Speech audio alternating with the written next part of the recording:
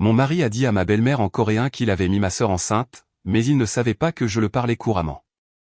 Le bruit de la porcelaine qui s'entrechoquait contre le comptoir en granit m'apaisait habituellement. C'était le bruit d'un dîner dominical bien exécuté, d'une maison bien tenue, d'une vie qui, de l'extérieur, semblait parfaitement polie. Mais ce soir-là, alors que je me tenais devant l'évier en train de rincer les résidus de romarin de la lèche frite, le ronronnement domestique de ma cuisine s'est brisé en un million d'éclats tranchants. Mon mari, Grant, était assis à la table à manger, à peine 10 pieds plus loin. En face de lui se tenait sa mère, Madame Park. Une femme qui portait sa désapprobation comme un manteau de vison, lourd, cher et étouffant. Nous venions de terminer un repas que j'avais mis 6 heures à préparer, des côtes de bœuf braisées, du riz gluant et sa salade de concombre épicée préférée. J'avais fait tellement d'efforts. Je faisais toujours tellement d'efforts. La viande était dure, avait dit Madame Park en anglais, repoussant son assiette à moitié pleine, et trop sucrée. J'avais souri le sourire entraîné d'une pharmacienne qui fait face à des clients difficiles toute la journée et j'avais débarrassé la table. J'ai ouvert le robinet, laissant l'eau chaude couler sur mes mains, créant un rideau de bruit blanc. Mais je ne l'ai pas ouvert à fond. Je voulais entendre s'ils avaient besoin d'autre chose. Ce fut mon erreur. Ou peut-être mon salut. Pensant que le bruit de l'eau masquait leur voix, et fort de leur arrogance à croire que je n'étais que l'épouse américaine ignorante, ils ont changé de langue. Ils ont glissé vers le coréen, une langue que Grant avait cessé de m'enseigner il y a des années parce qu'il disait que je n'avais pas l'oreille pour cela. La voix de Madame Park était plus basse à présent, pointue et gutturale. As-tu réglé le problème, ou attendons-nous toujours un miracle? Je me suis figé.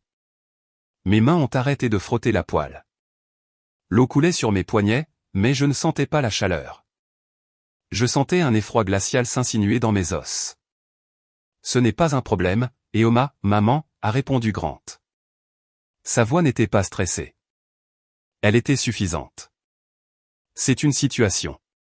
Et oui, c'est confirmé. Elle en est à 8 semaines. L'assiette dans ma main a glissé d'1 pouce.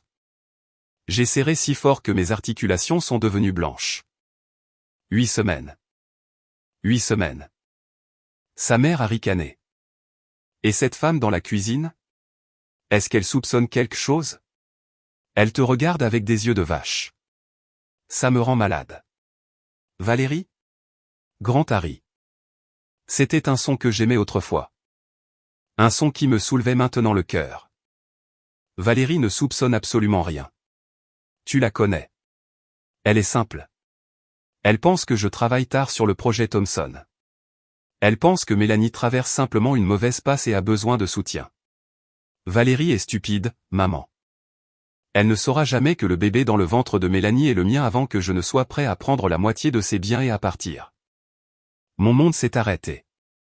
La cuisine, l'odeur de la viande rôtie, le ronronnement du réfrigérateur, tout a disparu.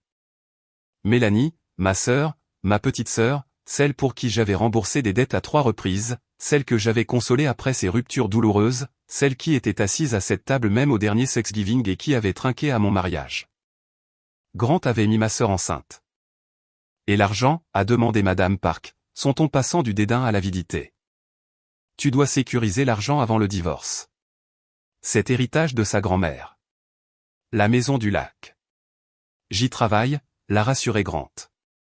Je lui ai dit que nous devions refinancer la maison du lac pour un investissement commercial. Elle me fait confiance.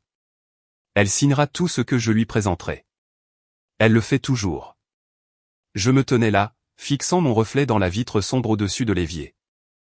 La femme qui me regardait semblait se désintégrer. Ma poitrine me semblait enfoncée, comme si quelqu'un avait donné un coup de masse dans mes côtes. Chaque sacrifice, chaque nuit passée à faire des heures supplémentaires à la pharmacie pour payer les prêts étudiants de Grant, chaque fois que j'avais défendu Mélanie face à nos parents, tout a défilé sous mes yeux dans un montage écœurant. Il ne faisait pas que me trahir. Il me liquidait. Il se moquait de moi dans une langue qu'il pensait que je ne comprenais pas. Fais attention, a averti Madame Park. Si elle le découvre. Elle ne découvrira rien, l'a coupé Grant. Elle sait seulement dire bonjour et merci en coréen. Elle pense probablement que nous discutons de la pluie et du beau temps. Continue de sourire, maman. Nous sommes presque à la ligne d'arrivée. J'ai fermé le robinet. Le silence dans la cuisine fut soudain et assourdissant. Valérie, a appelé Grant en anglais, sa voix reprenant instantanément le ton chaleureux et aimant d'un mari avec lequel je me réveillais depuis 7 ans. Tout va bien là-dedans, chérie? Nous sommes prêts pour le dessert. J'ai baissé les yeux vers la lèche frite. Je pouvais aller là-bas et la lui fracasser sur la tête. Je pouvais hurler jusqu'à ce que ma gorge saigne. Je pouvais renverser la table et révéler que je savais exactement ce qu'il disait. Mas, je me suis souvenu des mots qu'il avait utilisés, bien, héritage. Si je hurlais maintenant, je ne serais que l'épouse folle et hystérique. Si je hurlais maintenant, il ferait front commun. Grant cacherait l'argent. Mélanie jouerait les victimes. Il me manipulerait jusqu'à ce que je doute de ma propre santé mentale. Non, hurler était trop facile. Hurler était pour les victimes. J'ai pris une profonde impression, inhalant l'odeur du liquide vaisselle, forçant mon rythme cardiaque à ralentir. Je n'étais plus seulement une épouse. J'étais une femme à qui on avait déclaré la guerre dans sa propre maison. Je devais sortir de la pièce avant de vomir. Juste une seconde, ai-je répondu, ma voix tremblant légèrement. Je crois que je me suis brûlé la main. Oh, fais attention, a dit Madame Park en anglais, sa voix de fausse compassion. Si maladroite. J'ai lâché l'éponge et je me suis dirigé vers le couloir. Je ne suis pas allé dans la salle à manger. Je suis allé directement dans la salle de bain, verrouillant la porte derrière moi avec des mains tremblantes. C'était ça. Le moment où ma vie d'avant s'est éteinte, et où une nouvelle vie, plus sombre, a commencé. J'ai glissé le long du mur carrelé et froid de la salle de bain jusqu'au sol. Dès que mes genoux ont touché le tapis de bain, la digue a cédé. Un sanglot guttural a déchiré ma poitrine, mais j'ai plaqué mes 2 mains sur ma bouche pour étouffer le bruit. Je ne pouvais pas les laisser m'entendre. Je ne pouvais pas leur donner la satisfaction de savoir qu'ils m'avaient brisé. Ma sœur, mon mari. Les images envahissaient mon esprit, importunes et grotesques, la voiture de Grant garée devant la maison de mes parents alors qu'ils prétendaient être en visite de chantier, la mine radieuse que Mélanie affichait récemment. Que j'avais attribuée à une nouvelle routine de soins de la peau, la façon dont il s'était regardé lors du barbecue le mois dernier, un regard que j'avais balayé en pensant que ce n'était que de l'affection fraternelle. Je me sentais physiquement malade. J'ai rampé jusqu'aux toilettes et j'ai eu des hauts le cœur, mon corps essayant d'expulser le poison de leur trahison. Après quelques minutes, les spasmes ont cessé. Je me suis assise contre le meuble sous vasque, grelottante. J'ai regardé le miroir. La femme qui me fixait était pâle, les yeux rougis, du mascara étalé sous les cils inférieurs. J'avais l'air pathétique. J'avais exactement l'air de la femme stupide que Grant avait décrite à sa mère. Valérie est simple. Cette phrase résonnait dans ma tête, rebondissant sur les murs carrelés. Est-ce que c'est ce que j'étais? Simple? Parce que je l'aimais? Parce que je lui faisais confiance? Parce que je croyais que le mariage signifiait un partenariat. J'ai pensé à mon travail. Je gère une pharmacie qui prépare 300 ordonnances par jour. Je traite avec des compagnies d'assurance, des interactions médicamenteuses complexes et des clients mécontents. Je repère les erreurs commises par les médecins. Je suis méticuleuse. Je suis affûtée. Je ne suis pas simple. Grant avait confondu ma gentillesse avec de la stupidité. Il avait confondu ma loyauté avec de la cécité. Je me suis levé et j'ai ouvert le robinet d'eau froide. Je m'en suis aspergé le visage, éliminant les traces de maquillage ruiné. J'ai regardé l'eau grise tourbillonner dans le drain, emportant l'ancienne Valérie avec elle. L'épouse confiante n'était plus là. Elle était morte sur le sol de la cuisine. J'ai attrapé ma trousse de maquillage. J'ai appliqué du correcteur frais pour cacher les rougeurs. J'ai mis une couche de poudre pour masquer ma pâleur. J'ai réappliqué mon rouge à lèvres, un rouge audacieux et provoquant. Je me suis regardé une dernière fois. Tu es un coffre-fort, ai-je chuchoté à mon reflet. Tu es un piège d'acier. Ils veulent une performance. Donne-leur la performance de leur vie. J'ai déverrouillé la porte.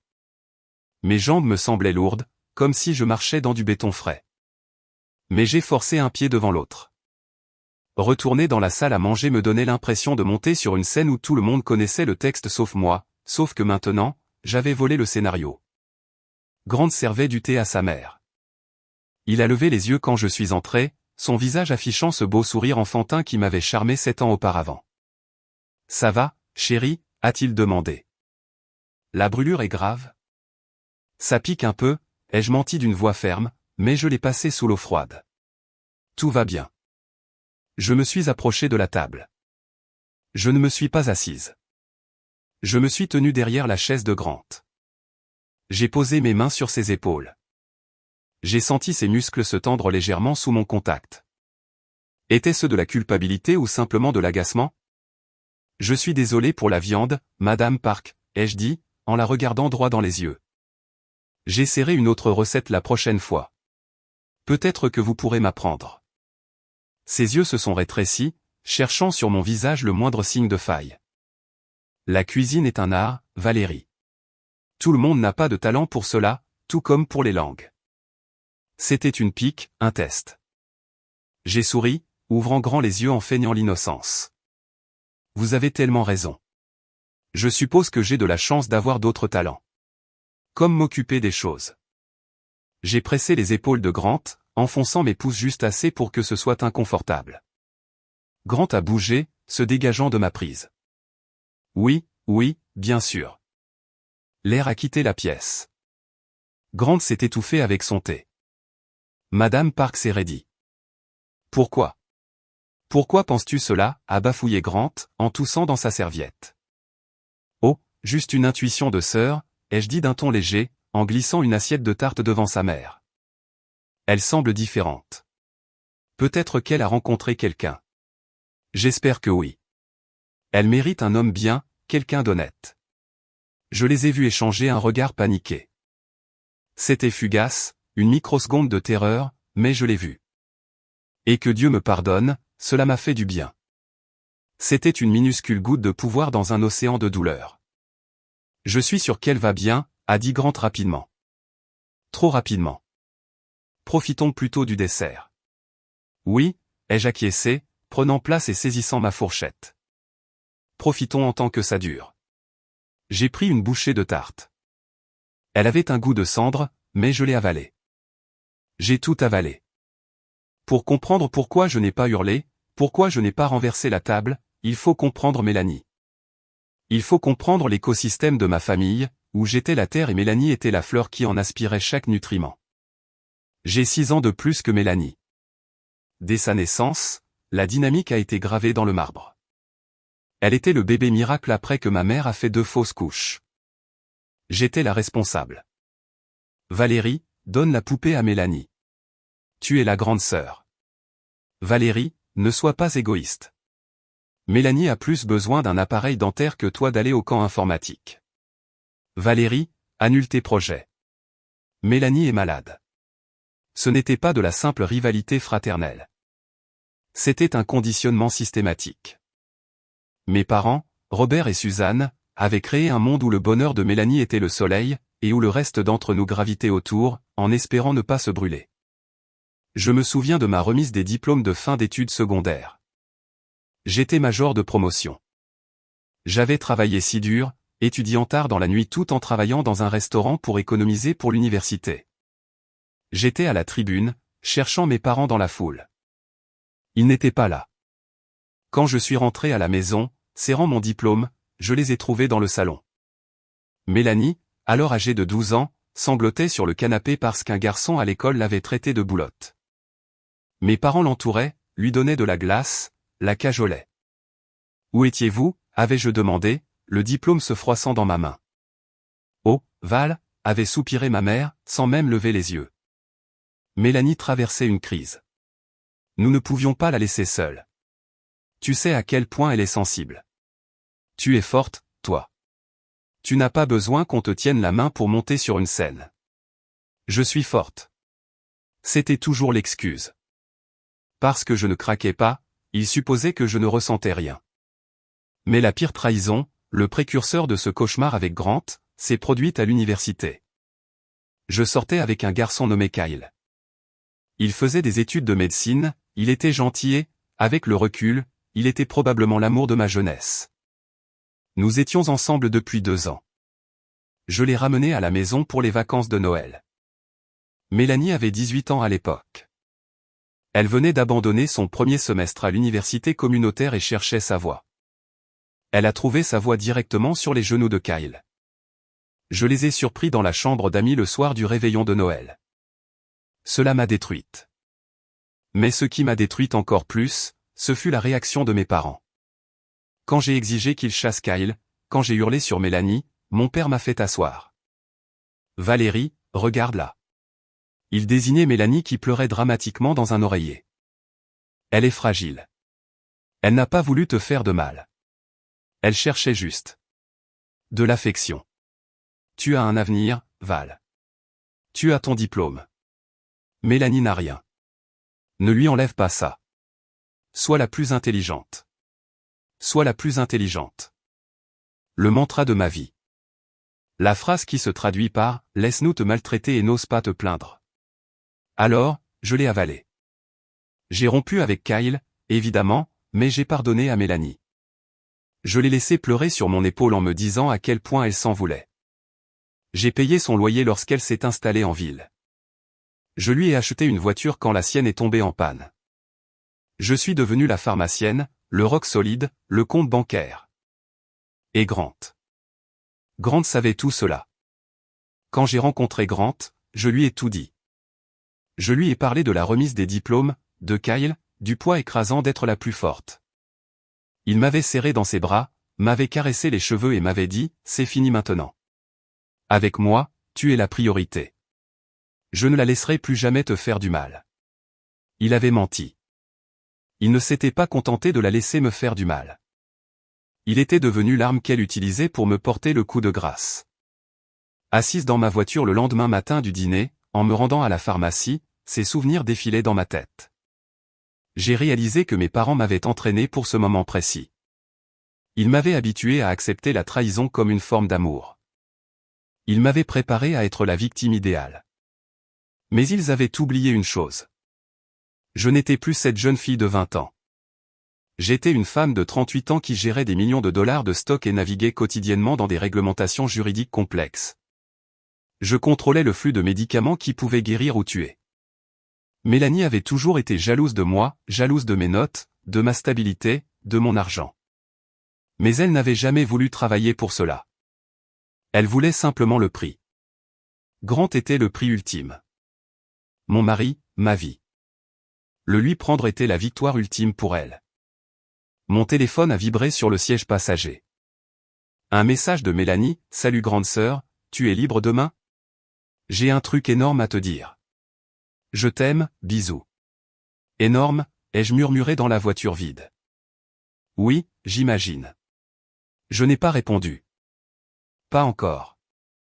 Je devais agir normalement. Je devais être le paillasson auquel il s'attendait. Je me suis garé sur le parking de la pharmacie. J'ai regardé le bâtiment. C'était mon domaine. Ici, c'était moi qui commandais. Ici, personne ne me mentait sans conséquence.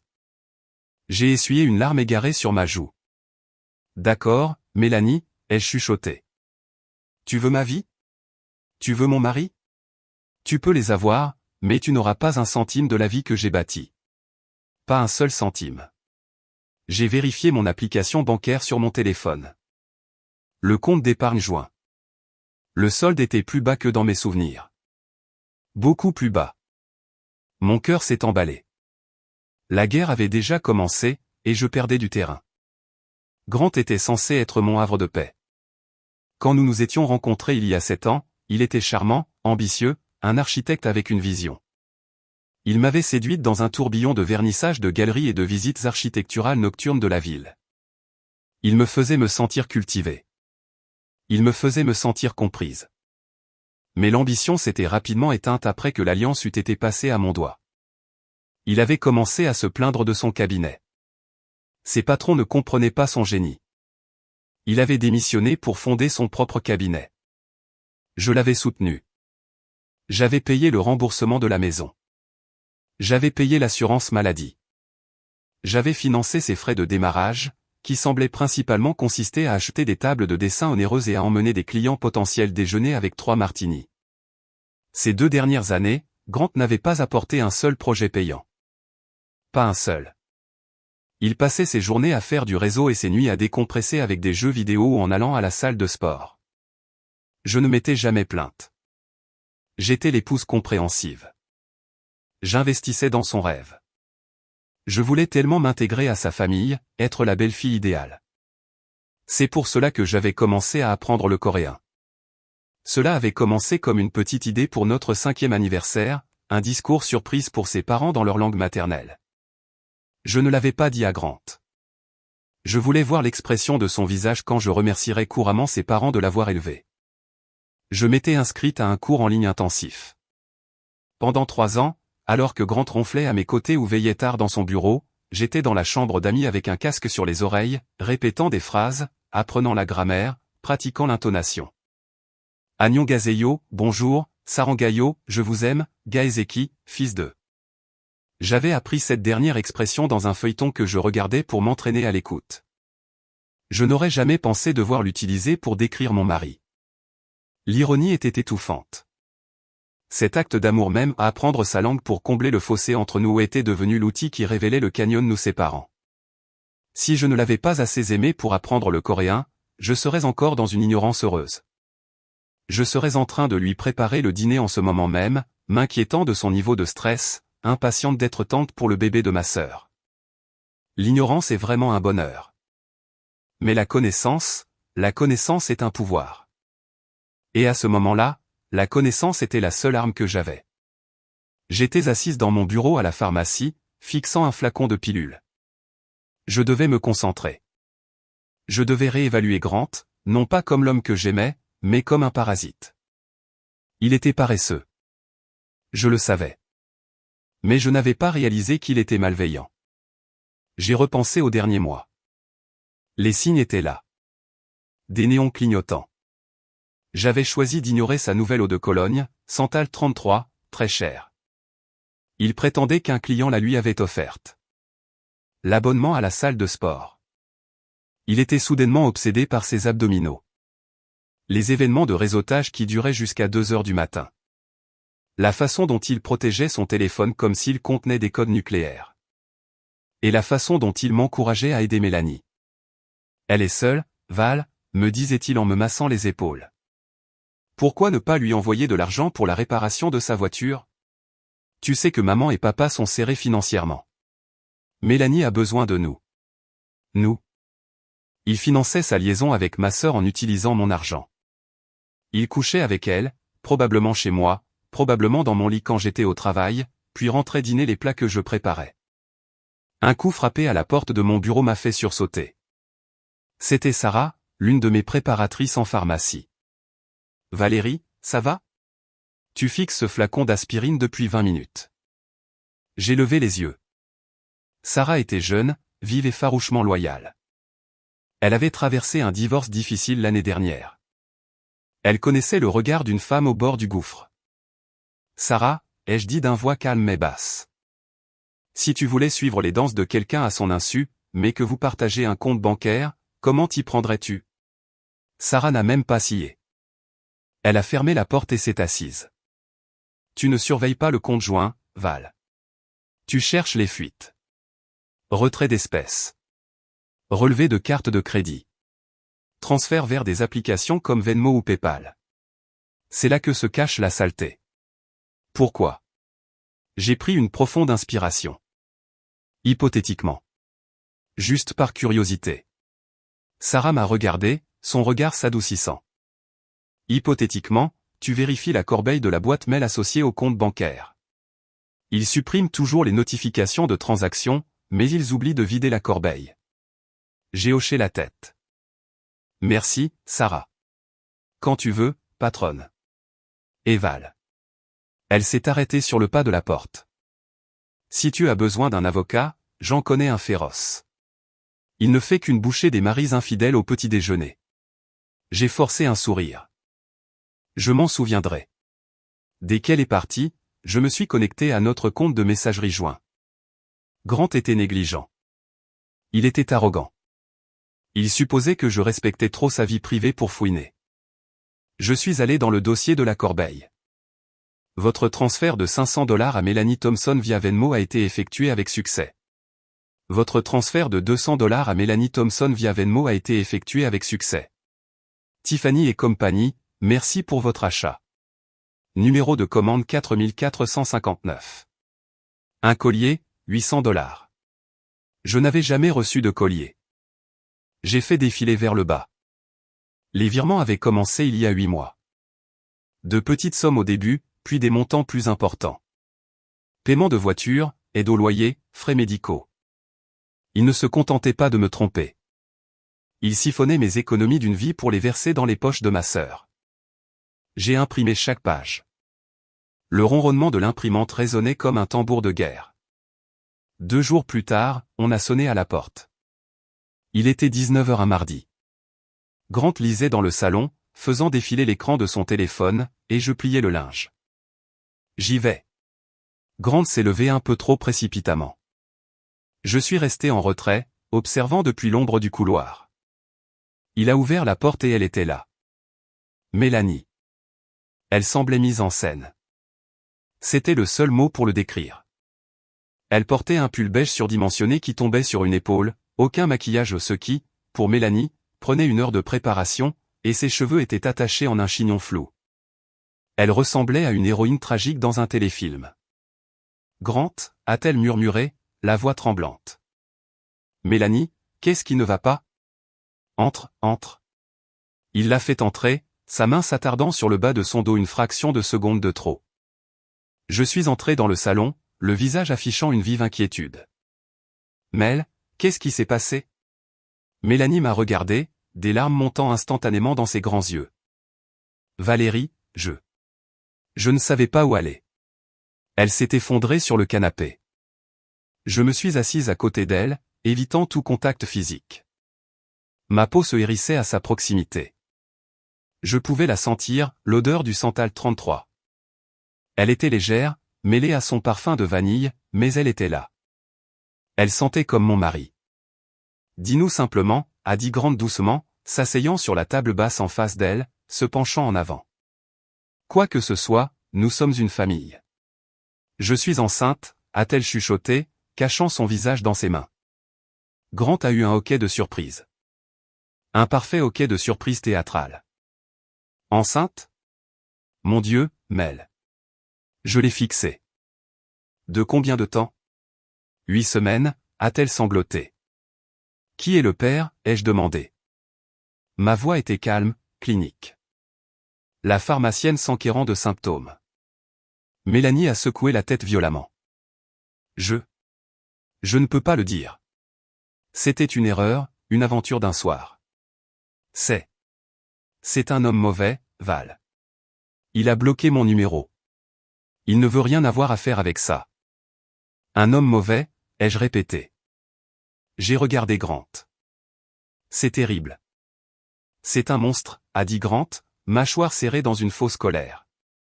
Abandonner une femme ainsi. Un lâche. J'avais envie de rire. J'avais envie de rire à en hurler. L'audace, le culot pur et simple de se qualifier de lâche tout en étant assis juste devant moi. Alors, qu'est-ce que tu vas faire, ai-je demandé. Je ne sais pas, s'est lamentée Mélanie. Je n'ai pas d'argent. Je ne peux pas travailler en ce moment, j'ai trop de nausées. Maman et papa ont dit qu'ils ne pouvaient pas beaucoup m'aider. J'ai si peur, Val. Elle a tendu la main pour attraper la mienne. Sa paume était moite. S'il te plaît. Je sais que j'ai fait n'importe quoi par le passé, mais c'est un bébé. Ton neveu ou ta nièce. Je veux le garder, mais je ne peux pas y arriver seul. Grant m'a regardé, les yeux suppliants. Valérie, nous ne pouvons pas lui tourner le dos. Nous avons la chambre d'amis. Nous en avons les moyens. C'est la famille. C'était là. Le piège. Si je disais non, j'étais la sœur sans cœur qui rejetait une femme enceinte en crise. Si je disais oui, j'invitais la maîtresse et l'enfant illégitime dans ma maison. Mais je me suis souvenu de l'avocat que j'avais appelé pendant ma pause déjeuner. Obtenez des preuves tangibles, avait-elle dit. L'ADN est une mine d'or, mais la cohabitation établit un schéma. Si vous voulez les détruire, gardez-les assez près pour qu'ils se pendent eux-mêmes. Bien sûr, ai-je dit, serrant la main de Mélanie au point de la faire grimacer légèrement. Nous allons t'aider. Le visage de Mélanie s'est illuminé de soulagement. Vraiment? C'est vrai? Nous ferons tout ce qui est nécessaire, ai-je dit. Mais Mélanie, un bébé coûte cher. Nous devrons examiner tes finances, et nous devrons régler la question de la pension alimentaire. Même si ce type est un monstre, il te doit de l'argent. Nous devrions engager un détective privé pour le retrouver. Mélanie s'est figée. Grant s'est raidi. Non, a crié Mélanie, un peu trop fort. Non, je ne veux pas qu'il soit impliqué. Il est dangereux. S'il te plaît, Val. Pas de police, pas de détective, juste nous. D'accord, ai-je dit d'un ton apaisant. Juste nous. Mais il nous faudra un plan. Tu ne peux pas compter sur la charité éternellement. Je sais, a-t-elle reniflé. Je serai sage, je le promets. Je sais que tu le seras, ai-je dit. Je me suis levé. Je vais préparer le lit d'amis. Je me suis éloigné, les laissant seuls dans le salon. Je me suis arrêté juste au coin du couloir. Est-ce qu'elle marche? A chuchoté Mélanie, sa voix soudainement débarrassée de toute trace de larmes. Totalement, a murmuré Grant en retour. Elle culpabilise. Nous y sommes. Super, a-t-elle gloussé, d'un petit rire malveillant. Je déteste dormir sur ce futon chez maman. J'ai monté les escaliers, le cœur battant au rythme régulier de la colère. Profite bien du lit, Mélanie, ai-je pensé. Avec Mélanie installée dans ma chambre d'amis comme une reine parasite, traitant ma maison comme son hôtel personnel, réclamant des cornichons à 2 heures du matin et se plaignant de la lenteur du Wi-Fi dans son aile de la maison, je me suis concentré sur la guerre silencieuse, l'argent. Grant pensait que je gérais les finances de la manière habituelle, payais les factures, équilibrais le chéquier. Il ne savait pas que je menais un audit approfondi de tout notre mariage. J'ai pris un jour de congé, disant à Grant que j'avais un séminaire de formation continue. Au lieu de cela, je me suis rendu à la banque non pas à notre agence habituelle, mais au siège social au centre-ville, où je ne risquais de croiser personne de notre entourage. Je me suis assise dans un bureau aux parois de verre avec un banquier nommé Monsieur Henderson. J'avais apporté le classeur. Je dois séparer mes actifs, lui ai-je dit de but en blanc. Je dois savoir exactement où chaque centime est allé au cours des 2 dernières années, et je dois sécuriser ce qui me revient de droit. Monsieur Henderson a regardé le classeur, puis m'a regardé. Il a vu la détermination dans mes yeux. Il n'a pas posé de questions sur mon mariage. Il a simplement commencé à taper sur son clavier. Très bien, Madame Sterling. Regardons cela. C'était pire que ce que je pensais. L'investissement commercial pour lequel Grant m'avait convaincu de signer l'année dernière un retrait de $20 000. Je pensais que c'était pour des logiciels d'architecture et des licences. Le compte destinataire, a froncé les sourcils Monsieur Henderson, ajustant ses lunettes, n'est pas un fournisseur commercial. C'est un compte personnel au nom de Mélanie Thompson. J'ai fermé les yeux. Il lui avait donné $20 000. Donné, tout simplement. Et la voiture, a continué Monsieur Henderson. L'Audi, elle a été refinancée il y a 3 mois. Option de retrait de liquidité, $15 000. Où est allé cet argent, ai-je demandé, bien que je connaisse la réponse. Transféré vers un compte dans une autre banque. Nous ne pouvons pas voir le propriétaire, mais le motif du transfert indique « soins médicaux prénatals ».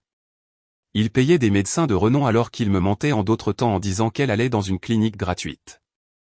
Et pour l'héritage, ai-je demandé, ma voix tremblant pour la première fois. La propriété de ma grand-mère. C'est dans une fiducie, a dit Monsieur Henderson. Vous en êtes l'unique fiduciaire. Mais il a cliqué à quelques reprises. Il y a une note ici. Une demande a été faite la semaine dernière pour dissoudre la fiducie et transférer l'acte de la Maison du Lac en un bien matrimonial conjoint. Qui a fait la demande? Un certain Monsieur Grant Sterling. Il prétendait détenir une procuration. Mon sang n'a fait qu'un tour. Il essayait de me voler la Maison du Lac. Mon refuge, l'endroit que ma grand-mère avait construit, l'endroit où je prévoyais de prendre ma retraite. Il voulait y apposer son nom pour que, lorsqu'il divorcerait de moi, il puisse forcer la vente et en prendre la moitié ou pire, y installer Mélanie. Il n'a aucune procuration, ai-je dit, d'une voix de glace. Bloquez tout. bloquer tout ce qui nécessite sa signature. Et je veux ouvrir un nouveau compte, à mon nom seul. Transférer immédiatement tout ce qui est liquide et qui m'appartient légalement. Madame Sterling, si vous déplacez des fonds communs, cela pourrait être mal vu par un tribunal de divorce, m'a doucement averti Monsieur Henderson. Je ne déplace pas de fonds communs, ai-je dit en sortant un dossier de documents. Je déplace mon salaire, qui est déposé par virement direct, et je déplace les dividendes de l'héritage, qui sont des biens propres. Et je supprime l'autorisation de découvert sur le compte joint. S'il dépense de l'argent qu'il n'a pas, je veux que la carte soit refusée. Monsieur Henderson a souri, d'un petit sourire complice. Compris. Commençons. J'ai passé 3 heures à la banque. En sortant, je me sentais plus légère. J'avais coupé la ligne d'approvisionnement. Mais j'avais besoin de plus. Je devais savoir exactement ce qu'il prévoyait pour l'avenir. Ce soir-là, Grant était sous la douche. Son téléphone était sur la table de nuit. Il avait changé le mot de passe récemment, prétextant des mises à jour de sécurité.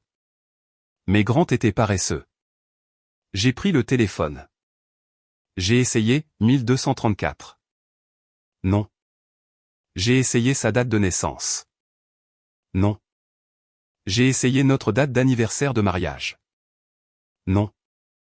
Puis je me suis arrêté. J'ai regardé vers la chambre d'amis où dormait Mélanie. J'ai tapé la date de naissance de Mélanie. Clic. Le téléphone s'est déverrouillé.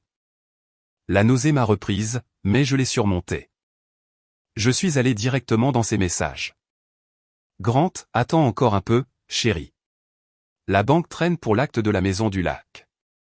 Dès qu'elle aura signé le transfert, on la met en vente. C'est 500 000 $ facile.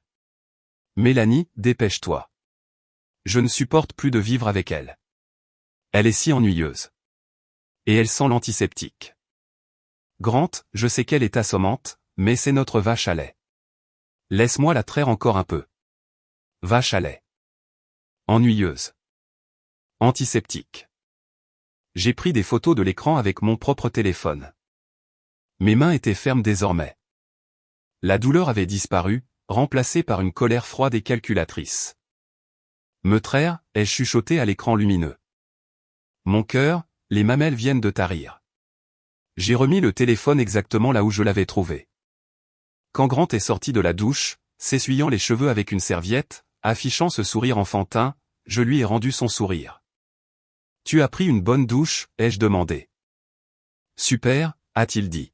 « Dis, le virement de ton salaire est passé ? Ma carte a été refusée à la station-service aujourd'hui. » Bizarre, non ? Très bizarre, ai-je dit en tapotant mon oreiller. Probablement un problème technique de la banque. Je les appellerai demain. Je me suis retourné et j'ai éteint la lumière. Bonne nuit, Grant.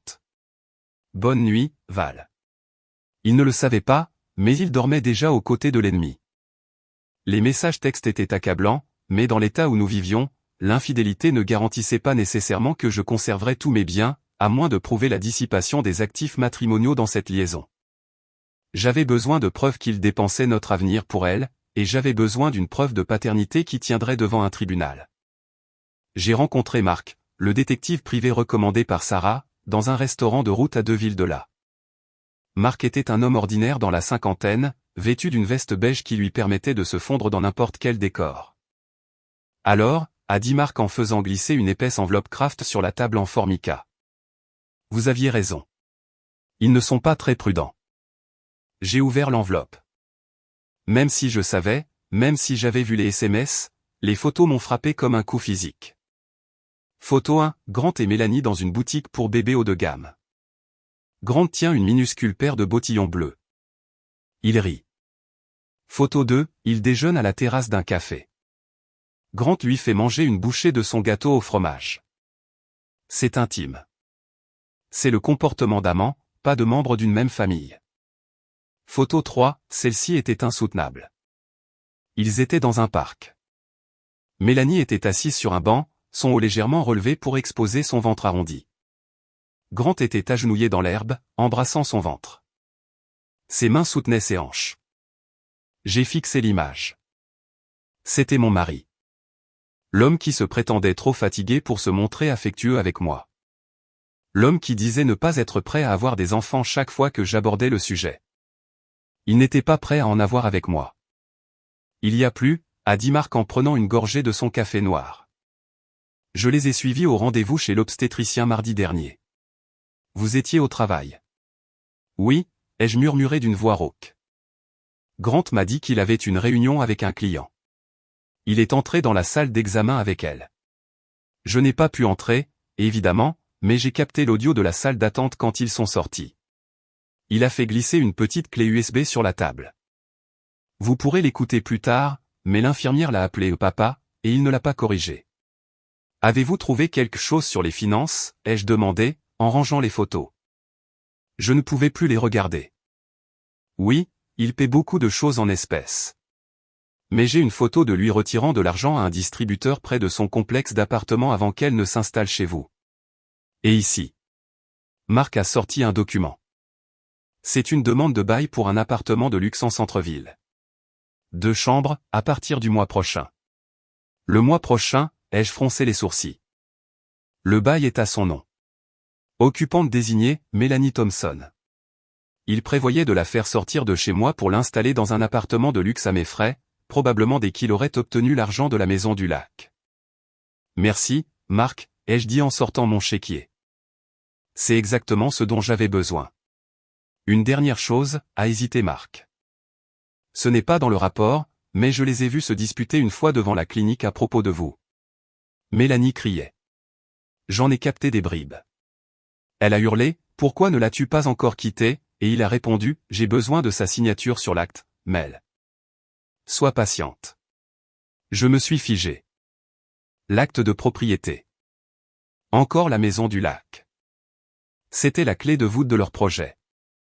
Ils avaient besoin que je leur cède les droits de propriété pour pouvoir encaisser l'argent. Il va bientôt faire pression sur vous, a prévenu Marc. S'il loue un appartement, il a besoin de liquidité. Je sais, ai-je dit. Qu'il essaie. J'ai pris la route du retour, l'enveloppe posée sur le siège passager. Elle semblait radioactive. Quand je suis rentré, Mélanie était sur le canapé à regarder la télévision. Elle avait un bol de glace posé sur son ventre. Salut, Val, a-t-elle dit sans lever les yeux. On n'a plus de glace Rocky Road. Tu devrais aller en acheter. Peut-être plus tard, ai-je dit en suspendant mon manteau. Où est Grant? Oh, il est allé à la salle de sport. À la salle de sport? Bien sûr. Probablement en train de finaliser le bail de l'appartement. Mélanie, ai-je dit en entrant dans le salon. Je pensais que, puisque le bébé va bientôt arriver, nous devrions organiser une fête prénatale. Pour t'apporter tout ce dont tu as besoin. Ses yeux se sont illuminés. Vraiment? Tu ferais ça pour moi? Bien sûr. J'ai souri. Je veux que tout soit parfait. En fait, je pense que nous devrions faire une fête de révélation du genre. Une grande fête. Inviter maman, papa, Madame Park, tout le monde. Ce serait formidable, a-t-elle glissé dans un cri de joie. Est-ce qu'on peut faire ça dans ce bon restaurant italien du centre-ville? Celui avec la salle privée. Le plus cher, ai-je demandé. Oui. Grant adore leurs raviolis. Bien sûr, ai-je dit. Faisons-le là-bas. Samedi prochain. Je m'occupe de tout. Tu es la meilleure sœur du monde, a-t-elle dit. Je le suis vraiment, ai-je répondu. Une fête de révélation du genre. C'était le cadre idéal, une pièce remplie de membres de la famille, un public captif. Grant voulait une signature, je lui donnerais quelque chose de beaucoup plus permanent. Je suis monté dans mon bureau et j'ai sorti la clé USB que Marc m'avait donnée. Je devais monter une vidéo. Je n'étais pas architecte, mais j'étais sur le point de concevoir la démolition la plus spectaculaire de l'histoire de notre famille. Le lendemain, mes parents sont venus. Je ne les avais pas invités. Ils se sont simplement présentés, entrant d'eux-mêmes avec le double des clés que j'ai réalisé devoir leur reprendre. Ils ont trouvé Mélanie dans la cuisine en train de manger un sandwich que j'avais préparé. Ils l'ont couverte d'attention, touchant son ventre, lui demandant comment elle se sentait. Ils m'ont à peine salué d'un hochement de tête. Valérie, a dit ma mère en s'asseyant au comptoir de la cuisine. Nous devons parler. De quoi, ai-je demandé en leur servant du café. De l'organisation de la maison, a dit mon père. Mélanie nous dit que la chambre d'amis est un peu fraîche. Et le matelas est dur. Je l'ai dévisagé. C'était un matelas en mousse à mémoire de forme que j'avais acheté l'année dernière pour $2000. Elle est enceinte, Val, a renchéri ma mère. Elle a besoin de confort. Nous pensions que Grant et toi pourriez échanger vos chambres avec elle. La suite parentale dispose de la baignoire de balnéothérapie. Ce serait si bon pour son dos. J'ai posé la cafetière brutalement. Vous voulez que je cède ma chambre? Pour elle? C'est seulement temporaire, a dit ma mère d'un geste de la main dédaigneux. Jusqu'à ce que le bébé arrive. Grant a dit que ça ne le dérangerait pas de dormir dans la chambre d'amis pendant un temps si cela pouvait aider Mélanie. Bien sûr que Grant ne s'en souciait pas. Il se faufilerait de toute façon dans la suite parentale chaque nuit. Non, ai-je dit fermement. Comment ça, a froncé les sourcils mon père. Valérie, ne sois pas égoïste. Ta sœur est dans un état fragile. Tu as tellement de choses. Cette maison, ta carrière. Ne peux-tu pas sacrifier un peu de confort pour la famille? Je la loge, ai-je dit, ma voix s'élevant. Je la nourris. Je paie ses vitamines prénatales. Je ne lui céderai pas mon lit. Tu as toujours été ainsi, a soupiré ma mère en secouant la tête. Si possessive. Tout comme avec Kyle. L'air s'est figé. Il venait de reparler de Kyle. Le petit ami que Mélanie m'avait volé, et il s'en servait pour me faire culpabiliser. Mélanie a fait une erreur avec Kyle, a dit mon père. Mais elle était jeune.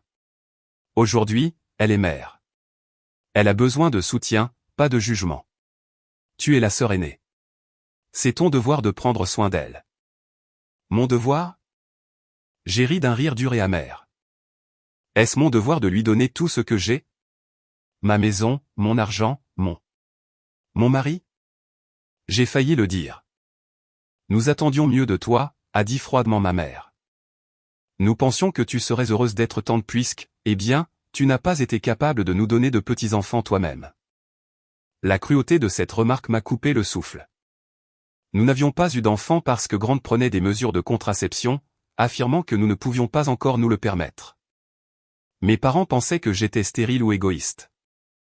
Nous te demandons simplement la chambre, Valérie, a dit Mélanie depuis la table, la bouche pleine de sandwich. Grant a dit oui. J'ai regardé les trois. Mes parents me fixant avec déception. Ma sœur me regardant avec un sentiment de supériorité. Ils formaient une entité, un monstre à 3 têtes qui s'était nourri de ma soumission pendant 30 ans. Si je les mettais dehors maintenant, si j'explosais, Grant saurait que je savais. Il cacherait les actifs. Il s'enfuirait. J'avais besoin qu'il pense que j'étais toujours le paillasson habituel. J'avais besoin qu'il se sente en sécurité. Très bien, ai-je dit, forçant mon visage à se détendre. Je ne céderai pas la suite parentale.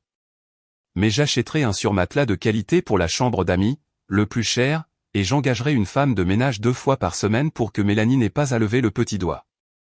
Ma mère a souri, me tapotant la main. Tu vois, je savais que tu étais une bonne fille au fond. Et, ai-je ajouté, j'organise cette grande fête de révélation du genre la semaine prochaine chez Loriot. J'invite tout le monde. Oh, Val. Mélanie a applaudi. C'est parfait. Je veux que tout soit parfait pour toi, ai-je dit, en regardant ma sœur droit dans les yeux. Je veux que tout le monde sache exactement comment ce bébé a été conçu. Tu es formidable, a dit mon père, prenant enfin une gorgée de café. Grant à Lucky Man. Oui, ai-je dit, me tournant vers l'évier pour qu'il ne voie pas le sourire de loup qui s'affichait sur mon visage. Il l'est assurément. Ils sont restés encore 1 heure à planifier la liste des invités. Ils ont parlé de prénoms. Ils ont dit que le bébé aurait les yeux de Mélanie eh bien, espérons pas le nez de son père, a plaisanté Mélanie. J'ai écouté. J'ai hoché la tête. Et en moi-même, je comptais les heures. 7 jours. 7 jours avant la fête. 7 jours avant de réduire en cendres cet arbre généalogique toxique. Vivre avec l'ennemi est une forme particulière de torture psychologique. Il ne s'agissait pas seulement des grandes trahisons. C'étaient les micro-agressions, les petites cruautés quotidiennes qui érodaient ma santé mentale. Mélanie s'est installée le jeudi. Elle a apporté 4 valises, son oreiller de corps orthopédique et une attitude qui laissait entendre qu'elle était la reine de retour dans son château et que je n'étais que la servante. La dynamique dans la maison a changé instantanément. Grant et Mélanie avaient une routine. Ils évoluaient l'un autour de l'autre avec une familiarité qui me soulevait le cœur. Ils riaient de plaisanteries privées. Ils échangeaient des regards complices par-dessus l'îlot de la cuisine. J'ai installé les caméras le vendredi matin. Je vivais dans un état où le consentement d'une seule partie suffisait pour les enregistrements, et puisqu'il s'agissait de ma maison, j'avais tout à fait le droit légal de la sécuriser. J'ai caché une caméra de surveillance dans la bibliothèque du salon et une autre dans la cuisine, déguisée en chargeur USB. Je n'en ai pas mis dans la chambre d'amis ni dans la salle de bain. Je n'étais pas une voyeuse et je n'avais pas besoin de voir cela. J'avais seulement besoin de les surprendre dans les pièces communes. J'avais besoin de prouver que leur relation n'était pas celle de simples parents solidaires. Le premier week-end fut un cauchemar. Valérie s'est plainte Mélanie depuis le canapé le samedi après-midi. Cette limonade est trop acide. Tu peux ajouter du sucre. Je l'ai regardée. Elle regardait une émission de télé-réalité, les pieds posés sur ma table basse, sans dessous de verre sous son verre. Grant était assis dans le fauteuil, la regardant avec une adoration écœurante. « Va te servir toi-même, Mel, ai-je dit, sans lever les yeux de mon ordinateur portable. Tu es enceinte, pas paralysée. » Grant m'a lancé un regard noir. « Chérie, sois gentille. Elle porte du poids supplémentaire. C'est difficile pour ses chevilles. » Tout va bien, Grant, a soupiré Mélanie, jouant les martyrs. Valérie est simplement stressée par le travail. Elle est toujours si tendue. J'ai serré les dents et j'ai tapé plus fort sur mon clavier. Mais le véritable spectacle d'horreur s'est produit lorsqu'ils ont pensé que je dormais. Le mardi soir, je suis monté me coucher tôt, prétextant une migraine. J'ai éteint les lumières, verrouillé ma porte et ouvert l'application sur mon téléphone connecté à la caméra du salon. Le flux était net. Une vision nocturne en noir et blanc, mais suffisamment claire. Grant faisait les 100 pas dans le salon. Mélanie mangeait de la glace directement dans le pot. Ma glace Ben et Jerry's. Je n'en peux plus, a chuchoté Mélanie. L'audio était parfait. Elle se promène ici comme si elle possédait les lieux. Quand vas-tu lui faire signer l'acte? Bientôt, a répondu Grant, s'approchant d'elle. Il s'est assis et a posé une main sur son genou. J'ai imprimé les papiers aujourd'hui. Je vais lui dire que c'est pour des raisons fiscales. Un transfert de société à responsabilité limitée pour l'entreprise. Elle ne lit jamais les petits caractères. Elle a intérêt à ne pas le faire, a dit Mélanie. Elle a pris une cuillerée de glace et l'a présentée à la bouche de Grant. Il l'a mangée. Mon mari mangeant de la glace avec la cuillère de ma sœur dans mon salon. Je veux cette maison du lac, Grant. Je veux y passer l'été avec le bébé. Juste nous. Pas de Valérie. Juste nous, a promis Grant. Il s'est penché et l'a embrassée. Ce n'était pas un baiser rapide. C'était profond, passionné, dégoûtant. J'ai regardé la scène sur l'écran de mon téléphone, allongé dans le noir, des larmes coulant le long de mes tempes. Je voulais descendre en courant avec une batte de baseball. Je voulais hurler, mais Grant s'est écarté et a dit quelque chose qui m'a glacé le sang. Ne t'inquiète pas, une fois que la maison sera transférée et que le divorce sera prononcé, elle sera sans le sou. J'ai déjà transféré les fonds de sa retraite, 401K, sur le compte offshore. Elle ne les trouvera pas, ma retraite. Mes économies de retraite pour lesquelles je cotisais depuis 15 ans. Je me suis redressé dans mon lit, mes larmes séchant instantanément. Il n'allait pas seulement me quitter. Il allait me ruiner. Il commettait une fraude financière. J'ai cliqué sur enregistrer et j'ai sauvegardé la vidéo sur le cloud. Puis je l'ai sauvegardée sur mon disque dur externe. Puis je l'ai envoyée par courriel à une adresse secrète. Je n'ai pas dormi de la nuit. Je suis resté éveillé à fixer le plafond, préparant le coup de grâce. Le lendemain matin, je suis entré dans la cuisine. Mélanie préparait des toasts. « Bonjour, Val », a-t-elle lancé joyeusement, visiblement de bonne humeur après leur rendez-vous nocturne. Bonjour, ai-je dit en versant du café. Dis, Grant a mentionné des papiers pour l'entreprise. Quelque chose à propos des impôts. Mélanie s'est figée en plein milieu de sa bouchée. Elle a regardé vers le couloir d'où Grant descendait les escaliers. Oh, oui, a dit Grant en replaçant ses cheveux. Juste des formalités administratives ennuyeuses. Je dois transférer le titre de la Maison du Lac dans une société à responsabilité limitée pour nous protéger. Tu sais, au cas où un client me poursuivrait en justice. C'est logique, ai-je dit en buvant mon café. Tu es si avisé pour ces choses-là, mon chéri. Pose-les simplement sur mon bureau. Je signerai ce week-end. Les yeux de Grant se sont illuminés. Il a regardé Mélanie. Ils ont échangé un regard de triomphe absolu. Super, a-t-il dit. Je préparerai ça. Vas-y, Grant, ai-je pensé.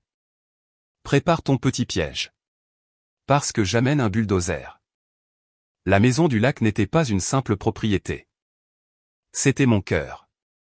Ma grand-mère avait acheté ce terrain dans les années 70, y construisant un chalet de ses propres mains avec l'aide de mon grand-père. C'était là que j'avais appris à nager, que j'avais eu mon premier baiser, que je me réfugiais quand le monde me pesait trop. Légalement, c'était un bien propre. Dans notre État, les héritages ne font pas partie des biens matrimoniaux, à condition de ne pas les mélanger au compte commun. J'avais bine méticuleuse pour garder l'acte à mon seul nom et payer les impôts depuis mon compte personnel. Grant le savait. C'est pourquoi il avait besoin de ce transfert. Si je transférais le titre à une LLC que nous copossédions, cela devenait un bien matrimonial. Et voilà, la moitié était à lui. Le vendredi soir, il a apporté les papiers dans la cuisine. Il m'a versé un verre de vin, du premier prix. J'ai remarqué qu'il gardait le bon vin pour Mélanie. Voici les papiers, chérie, a-t-il dit, faisant glisser une épaisse liasse de documents sur l'îlot en granit. Juste des formalités courantes. Création de la société Sterling Family LLC. Transfert d'actifs pour la protection de responsabilité. J'ai mis mes lunettes de lecture. J'ai feuilleté les pages. C'était exactement ce à quoi je m'attendais. Un acte de cession rapide enfoui au milieu de statuts corporatifs absurdes. Grant, ai-je dit en levant les yeux. C'est écrit ici que je transfère le titre à la LLC pour $1, c'est bien ça? Il a hoché la tête avec empressement. Je vois.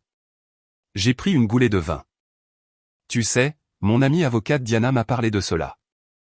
Elle a dit que si nous faisions cela, nous devions rédiger un accord d'exploitation distinct pour définir les parts.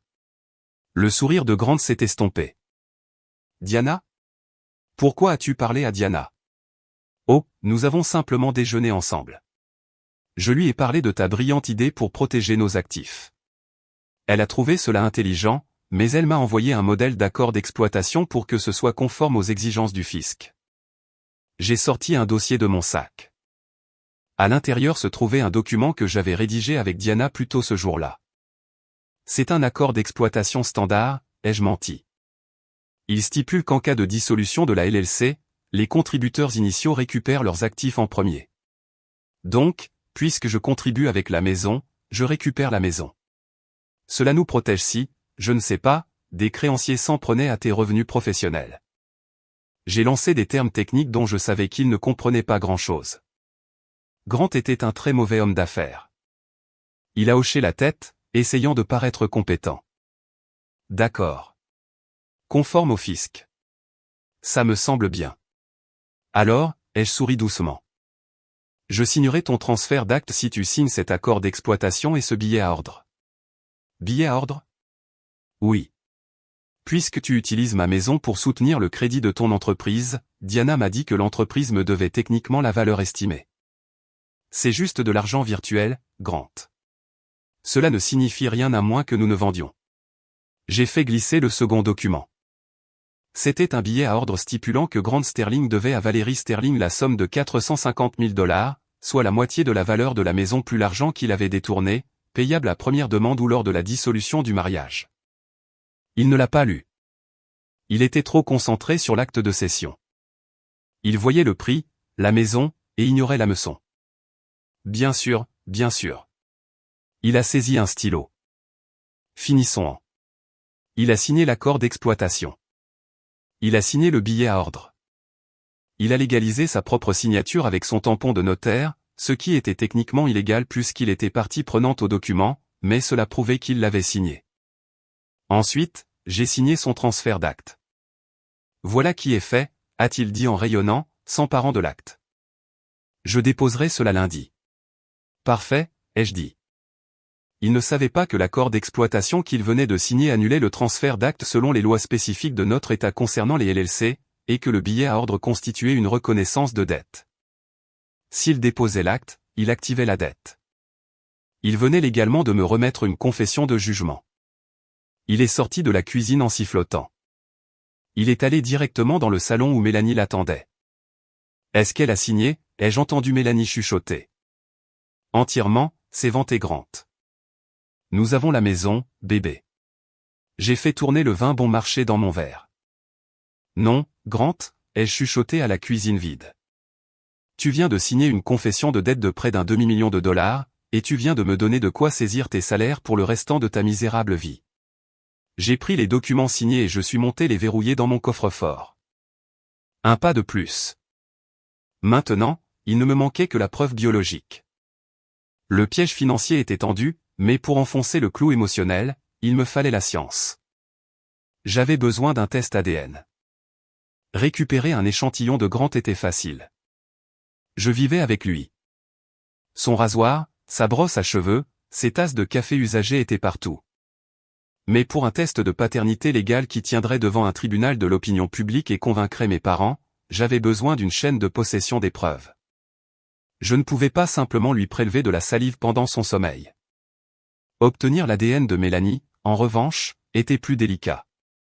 Je ne pouvais pas lui demander de cracher dans un tube. Cependant, le destin ou peut-être la négligence de Mélanie est intervenu.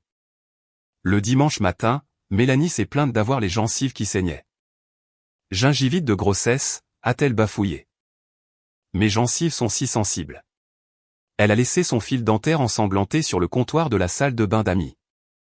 C'était répugnant. C'était immonde, mais c'était de l'or. J'ai attendu qu'elle descende prendre son petit déjeuner. Je me suis glissé dans sa salle de bain avec une pince à épiler stérile et un sachet hermétique que j'avais apporté de la pharmacie. J'ai ramassé le fil dentaire usagé, en veillant à ne pas le contaminer avec mon propre ADN.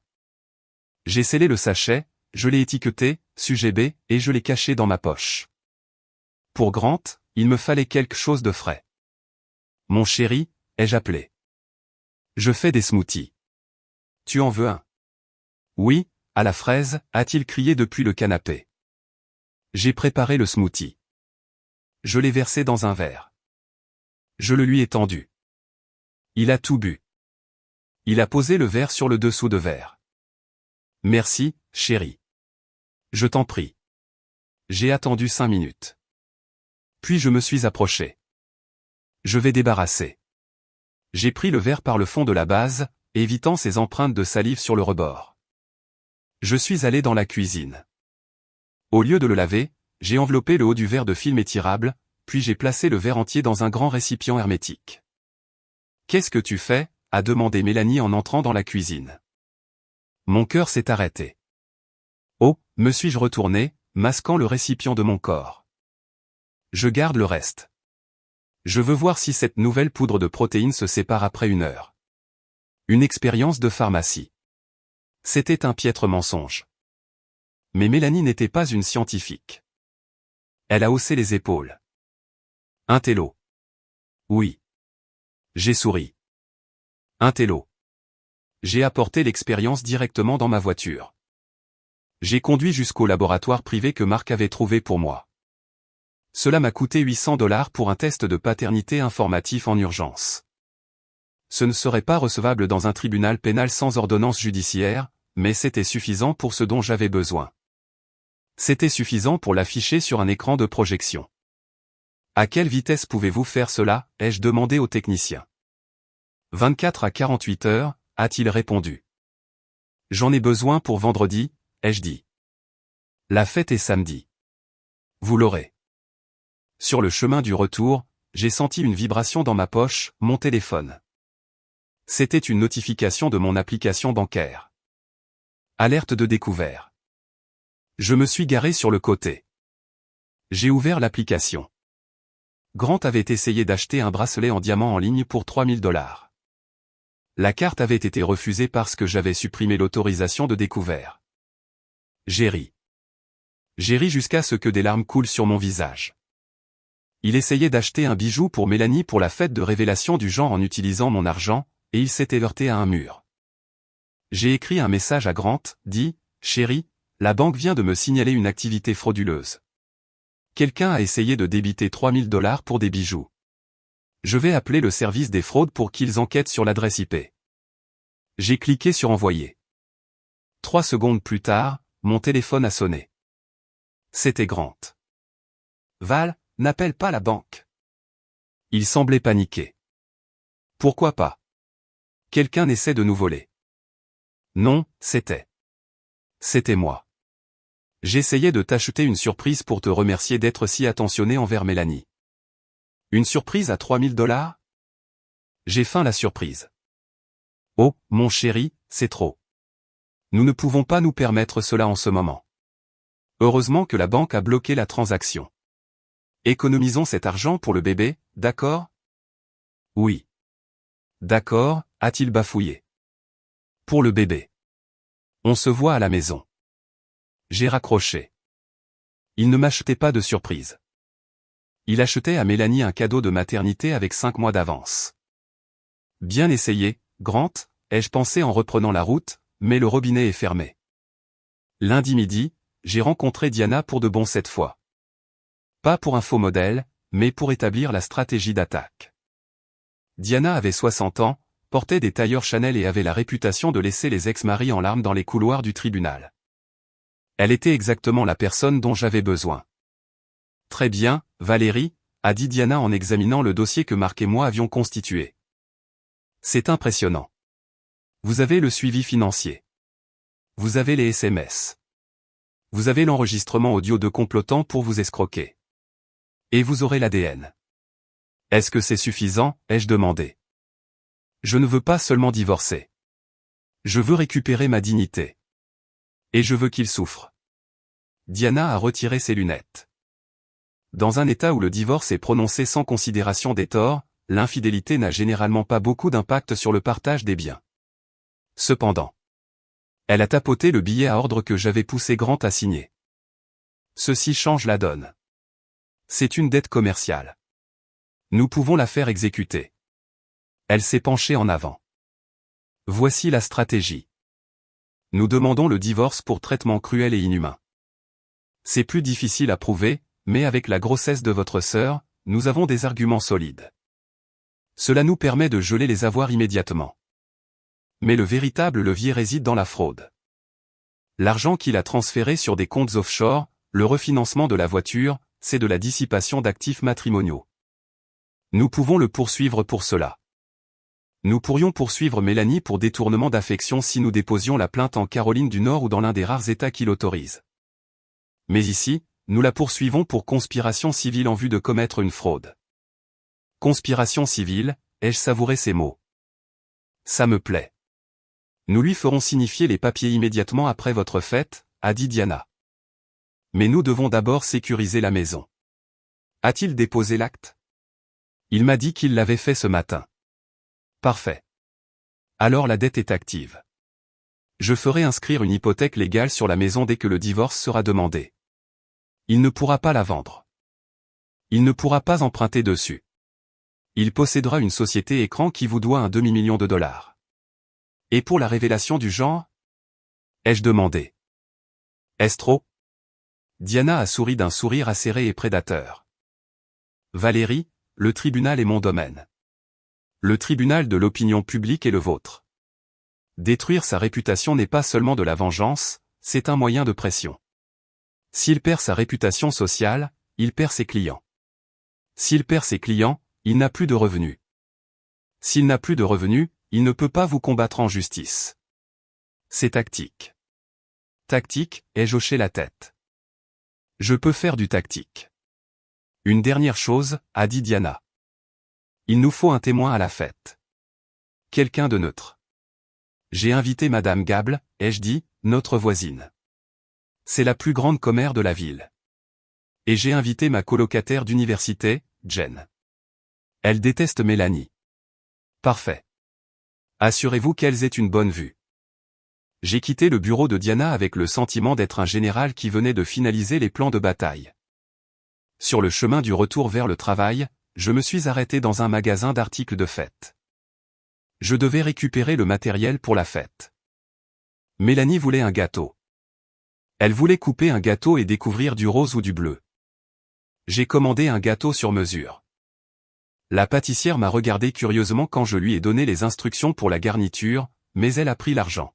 « Êtes-vous sûr ?» a-t-elle demandé. « Absolument », ai-je dit. C'est un thème très particulier.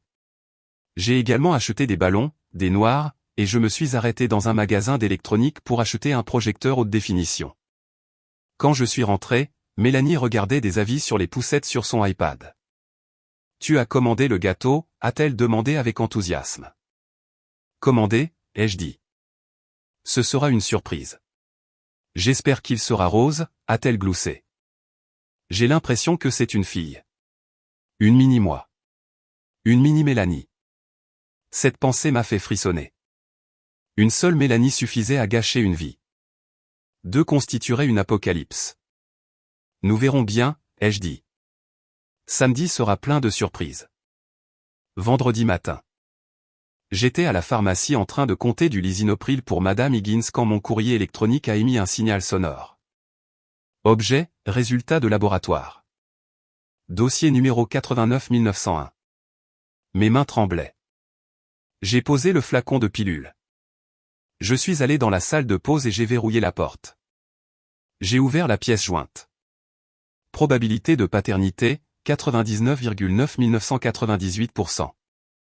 Père présumé, Grant Sterling. Enfant, fœtus de Mélanie Thompson.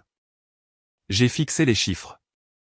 Voir cela noir sur blanc était différent de le savoir au fond de mes tripes. C'était définitif. C'était la preuve scientifique que mon mari avait eu des relations intimes avec ma sœur à plusieurs reprises, probablement sans protection, tout en dormant dans mon lit. Je n'ai pas pleuré. Je crois que j'avais épuisé mes larmes. Au lieu de cela, j'ai ressenti une clarté froide et dure. J'ai transféré le PDF à Diana. Je l'ai envoyé à mon adresse électronique secrète. J'en ai imprimé 3 exemplaires. Puis, j'ai fait quelque chose que je n'avais pas prévu. Je me suis connecté au site internet d'une compagnie aérienne et j'ai réservé un aller simple pour Séoul, en Corée du Sud, pour le dimanche soir. 24 heures après la fête. J'ai réservé un hôtel à Gangnam. J'ai réservé une visite des palais. Je partais. J'en avais fini. Quand je suis rentré ce soir-là, la maison était calme. Trop calme. Je suis entré dans la cuisine et j'ai trouvé Grant et Mélanie assis à la table, tête penchée sur un ordinateur portable. Ils se sont écartés brusquement en me voyant. « Salut », a dit Grant d'une voix trop aiguë. Je montrais juste à Mel des idées de chambre de bébé. « Des plans d'architecte ?» ai-je demandé. « Oui. » Je me suis approché et j'ai jeté un coup d'œil à l'écran. Ce n'était pas un aménagement de chambre de bébé. C'était une annonce immobilière pour un appartement. Un appartement qui coûtait 600 000 $. Joli endroit, ai-je dit. Tu prévois de l'acheter pour un client? Quelque chose comme ça, a marmonné Grant en fermant l'ordinateur. Eh bien, assure-toi que le client a les fonds, ai-je dit en ouvrant le réfrigérateur. Les marchés sont instables. La tension dans la pièce était à couper au couteau. Je pouvais sentir leur excitation, leur impatience. Ils se pensaient à quelques jours de la liberté. Ils pensaient qu'après la fête, une fois que j'aurais signé pour le transfert des actifs ce qu'ils croyaient fait, ils m'annonceraient la nouvelle en douceur, ou se contenteraient de laisser un mot. Ils n'avaient aucune idée que c'était moi qui tenais le détonateur. « Tu es impatiente pour demain ?» a demandé Mélanie. Maman a dit qu'elle s'était acheté une nouvelle robe. Je le suis, ai-je dit en me tournant vers eux. Ce sera un tournant pour notre famille. Je le sens. Moi aussi, a souri Mélanie en caressant son ventre. Un nouveau départ. Grant, ai-je dit. Assure-toi de porter ce costume bleu. Celui que tu portais pour notre dîner de répétition de mariage. Pourquoi celui-là, a-t-il demandé. Parce qu'il te va très bien et je veux que les photos soient intemporelles. Parce que c'est le costume que tu porteras quand ta vie s'effondrera, ai-je pensé. Je suis monté préparer mes bagages non pas pour le voyage, mais pour sortir mes objets de valeur de la maison. J'ai pris mes bijoux, mon passeport, mes disques durs. Je les ai mis dans un sac d'urgence et je les cachais dans le coffre de ma voiture. Je me suis tenu au centre de ma chambre, la pièce où j'avais ri, pleuré et aimé cet homme pendant 7 ans. J'ai regardé la photo de mariage sur la commode. Je l'ai prise. J'ai regardé la jeune femme pleine d'espoir dans sa robe blanche. Je suis désolé, lui ai-je chuchoté. Je suis désolé de t'avoir laissé faire du mal. J'ai fracassé le cadre contre le coin de la commode. Le verre a éclaté. Grant a monté les escaliers en courant. Val, qu'est-ce qui s'est passé? J'ai poussé un morceau de verre sous le tapis. Rien, ai-je crié. J'ai juste fait tomber un verre d'eau. N'entre pas. Tu vas te couper. D'accord. Il a hésité, puis s'est éloigné. J'ai regardé la photo brisée. La fissure coupait le visage de Grant en deux. Parfait, ai-je chuchoté. Samedi soir. L'Orio était faiblement éclairé, sentant l'ail et le vin cher. J'avais loué la salle privée à l'arrière. Elle disposait d'une longue table en acajou et d'un grand mur blanc parfait pour la projection. Les invités sont arrivés. Mes parents, fiers et inconscients. Madame Park, arborant une moue désapprobatrice dans son tailleur Chanel. Madame Gable, les yeux fourreteurs à l'affût du moindre pot rose. Jen, ma colocataire d'université, qui m'a serré dans ses bras à m'en briser les côtes. Tu vas y arriver, a chuchoté Jen. Elle savait tout. Elle était mon soutien sur le terrain. Mélanie a fait son entrée. Elle portait une robe rose moulante qui accentuait sa grossesse. Grant la suivait, l'air nerveux mais suffisant dans son costume bleu. Bienvenue à tous, ai-je annoncé en frappant dans mes mains. Merci d'être venus célébrer Mélanie et le nouveau membre de notre famille. Et célébrer l'unité de la famille, apporter un toast mon père, levant son verre, aux sœurs qui s'entraident. J'ai souri. Oui, les sœurs. Nous nous sommes assis. Les serveurs ont apporté des calamars et de la bruschetta. Madame Park a parlé à Grant en coréen, elle est affreuse dans cette robe. Ça fait si bon marché. Grant a répondu en coréen, chut, maman, sois gentille. Nous avons besoin qu'elle soit de bonne humeur pour l'annonce de tout à l'heure. J'étais assise juste en face d'eux. J'ai bu une gorgée d'eau, mon visage affichant un air d'intérêt poli. Alors, Mélanie, a demandé Madame Gable à voix haute. Où est le père? Il ne vient pas? La table est devenue silencieuse. Mélanie a baissé les yeux vers son assiette. Non, il n'est plus dans le tableau. Il n'était pas prêt à être père. Les hommes, a soupiré ma mère. Inutile. Eh bien, tu nous as nous. Tu as Grant et Valérie. Grant a été d'une grande aide, a dit Mélanie en lui jetant un regard timide. Je ne sais pas ce que je ferais sans lui. C'est un homme bon. C'est un homme bon, a dit Madame Park en anglais, en me fixant avec insistance. Tu as de la chance, Valérie. La plupart des hommes ne voudraient pas que la sœur enceinte de leur femme vive chez eux. Oh, je sais, ai-je dit. Grant est unique en son genre. Il est très impliqué. Le dîner a été servi. J'ai à peine touché à mon risotto. Mon cœur battait la chamade dans ma poitrine. Boum, boum, boum. C'était le moment. Le point culminant de 5 mois d'enfer.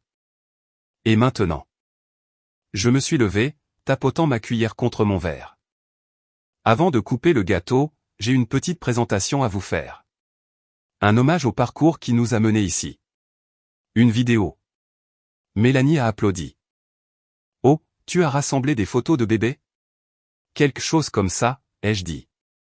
J'ai fait signe au serveur de tamiser les lumières. J'ai connecté mon ordinateur au projecteur. Le mur blanc s'est éclairé. Je veux que tout le monde soit très attentif, ai-je dit, ma voix ferme portant jusqu'au fond de la pièce. Parce que les détails comptent. En architecture, en pharmacie et en famille. Grant m'a regardé, une lueur de confusion traversant son visage. Il sentait un changement dans mon ton. Valérie, a-t-il demandé. Assieds-toi, Grant, ai-je ordonné. La première image est apparue sur le mur. Ce n'était pas une photo de bébé.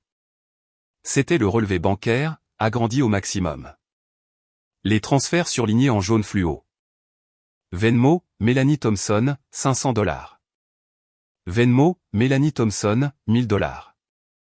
Paiement de la voiture Audi, 15 000 $.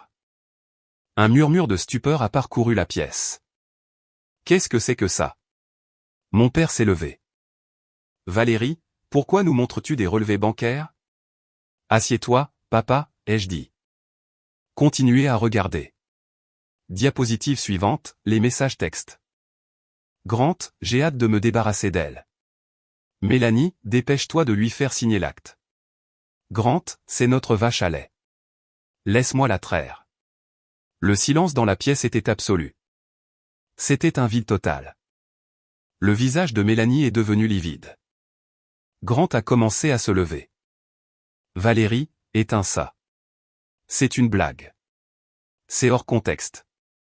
Assieds-toi. Je ne l'ai pas crié. Je l'ai sifflé, d'un ton bas et menaçant. Puis l'audio de l'enregistrement du salon a retenti, une fois que la maison sera transférée et que le divorce sera prononcé, elle sera sans le sou. J'ai déjà transféré les fonds de sa retraite. Madame Park semblait perplexe. Elle ne comprenait pas l'anglais parlé. Elle a regardé Grant. Puis est venue la vidéo que Mark avait prise dans le parc. Grant embrassant le ventre de Mélanie. L'intimité était indéniable. Ce n'était pas fraternel, c'était possessif. Ma mère a porté sa main à sa bouche. Oh mon Dieu! Et enfin, la diapositive que j'avais gardée pour la fin. Le test ADN. Probabilité de paternité, 99,99%. Père, Grant Sterling. J'ai mis la vidéo sur pause sur cette diapositive.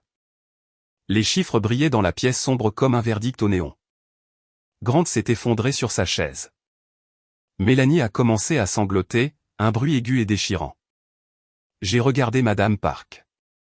Elle fixait l'écran, comprenant les chiffres à défaut des mots. J'ai pris une profonde inspiration. C'était l'heure du coup de grâce. La pièce était figée dans un tableau d'horreur. Mon père agrippait le bord de la table si fort que ses articulations en étaient blanches. Ma mère pleurait, regardant alternativement Mélanie et Grant comme si elle ne savait pas qui protéger en premier. Madame Gable tapait frénétiquement sur son téléphone sous la table. Grant m'a regardé, les yeux éteints. Valérie, s'il te plaît. Je me suis approché de Madame Park. Je me suis tenu directement devant elle. Elle a levé les yeux vers moi avec crainte. Elle n'avait jamais vu cette Valérie auparavant. J'ai pris ma respiration et j'ai laissé couler mon coréen. Ce n'était pas le coréen haché et hésitant d'une débutante. C'était le coréen fluide et tranchant d'une femme qui avait étudié pendant 3 ans dans l'ombre.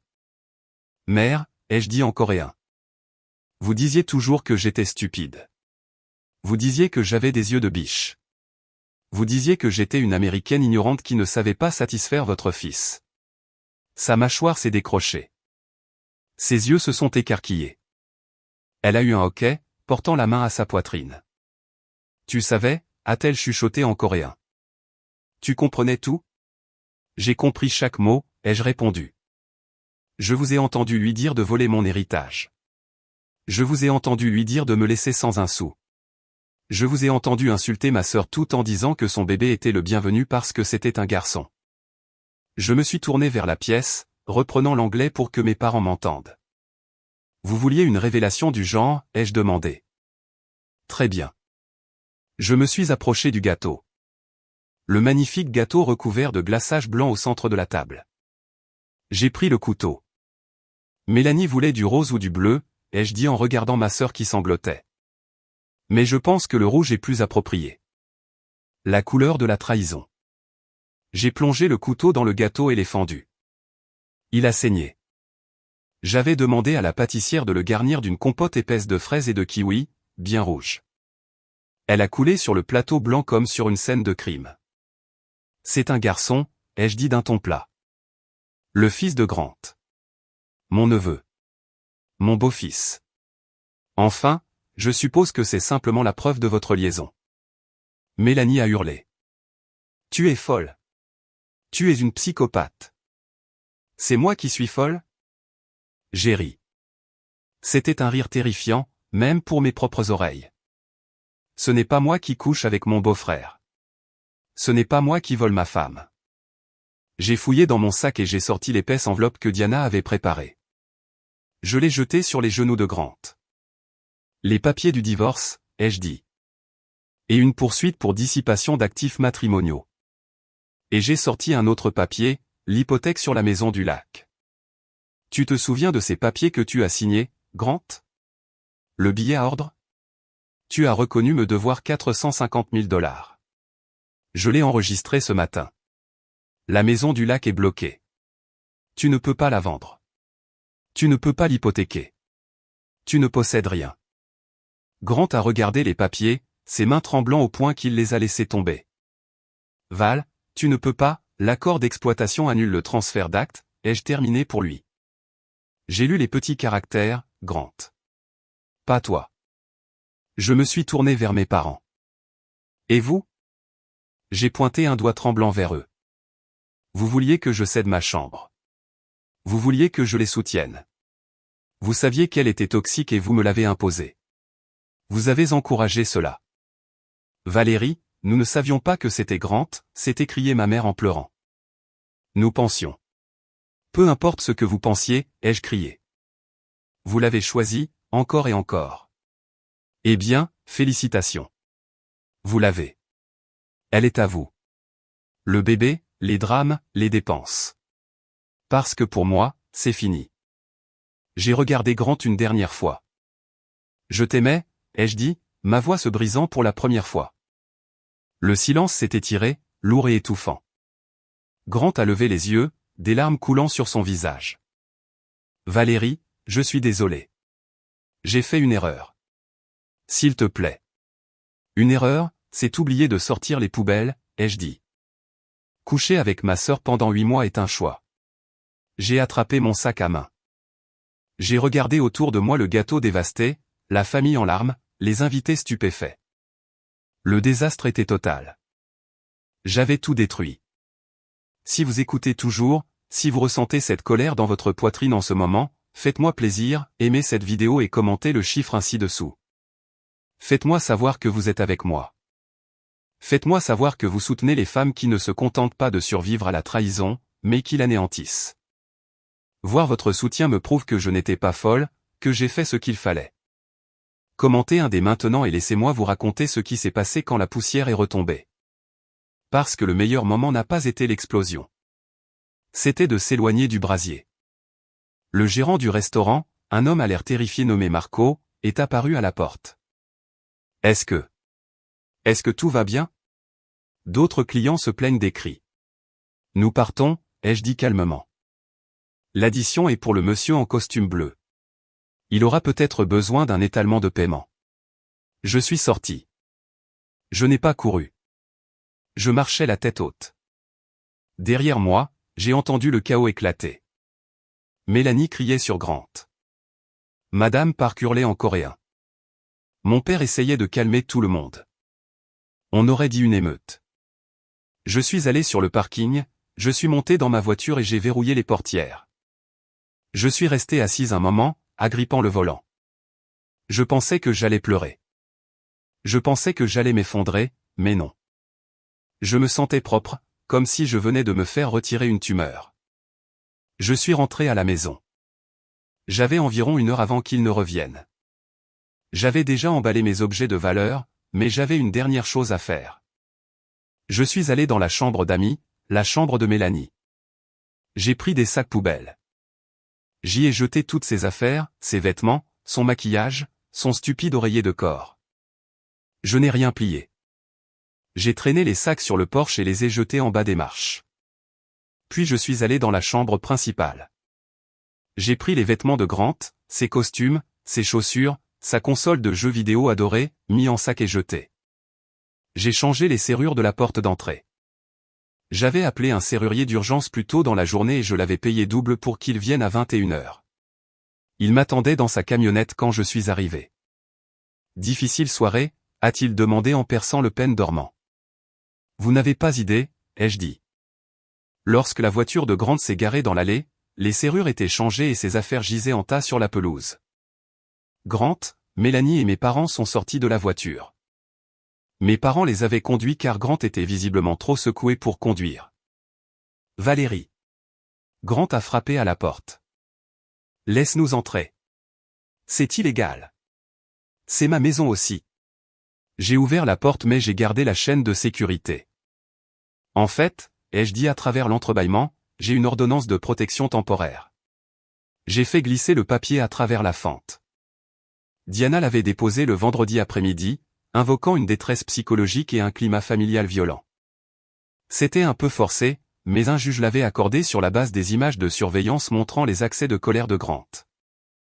J'avais monté une compilation de lui jetant des objets lorsqu'il perdait à ses jeux vidéo. Cela m'accordait 48 heures de jouissance exclusive de la maison. Vous avez 48 heures pour trouver un endroit où loger, ai-je dit.